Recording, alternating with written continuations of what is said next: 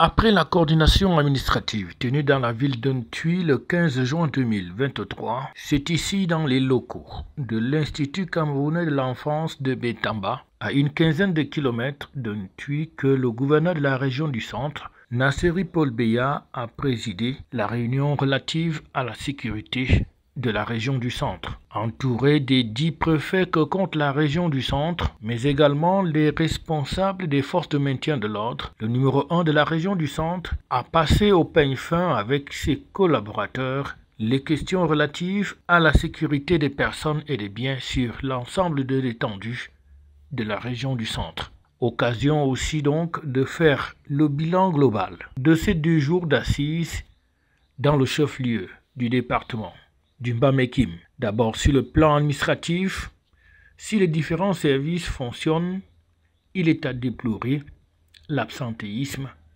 de certains fonctionnaires. Les autorités doivent continuer à amener la population à adhérer dans les politiques de l'État en la matière des impôts substitution, en la matière agricole, en la matière de transport. Surtout dans ce domaine de transport, il est question d'encadrer sur forme de recensement de tous les autotaximens.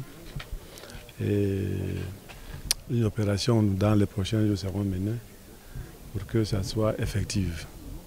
Nous voulons aussi parler des transports clandestins qui doivent être aussi réduits à son strict minimum. Des instructions ont donc été données aux différents délégués régionaux afin que la donne puisse changer. Et sur le plan économique, sur le plan social aussi, la région du centre se porte relativement bien. Et la population, l'état d'esprit de la population est au beau fixe, vu que l'effet néfaste de la Covid n'est plus là, que les fêtes se célèbrent maintenant avec la fête du 20 mai qui s'est bien passée, et que les grands projets structurants, l'eau et l'électricité, ont des grands impacts dans notre région. Quant à la sécurité des personnes et des biens, c'est une préoccupation de tous les instants, de toutes les forces vives de la région du centre, afin que le siège des institutions nationales ne connaisse pas de troubles. Et pour cela, le gouverneur se veut rassurant. Dans le domaine sécuritaire, nous devons continuer à sauvegarder la population et leurs biens. Nous devons continuer avec les opérations de bouclage. Nous devons continuer avec les opérations de coup de poing qui maintenant, comme j'ai dit, doivent descendre sur tous les chefs-lieux de département et certaines agglomérations. Des populations résilientes qui ne demandent qu'à vivre en toute quiétude malgré les difficultés liées à la disponibilité de l'eau et de l'électricité, sans oublier l'épineuse question des routes.